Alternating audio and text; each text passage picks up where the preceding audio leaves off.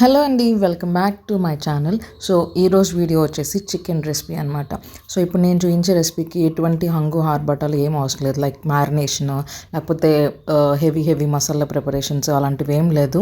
Bachelors కూడా ఈజీగా చేసుకోవచ్చు అనమాట. స్టూడెంట్స్కి కూడా మంచిగా యూస్ అవుతుంది. ఫస్ట్ చికెన్ని వాష్ చేసుకోవాలి 3 times.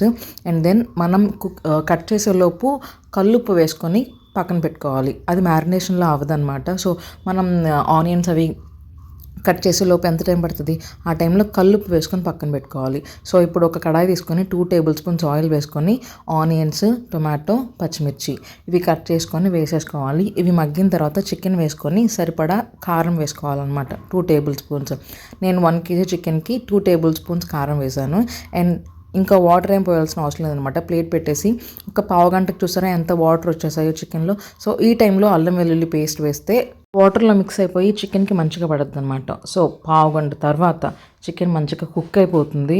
సో ఈ టైంలో ఈ మసాలా పౌడర్ చూపించాను చూసారా, అది వేసుకుంటే చాలు, మీకు పర్ఫెక్ట్ టేస్ట్ వస్తుంది అనమాట.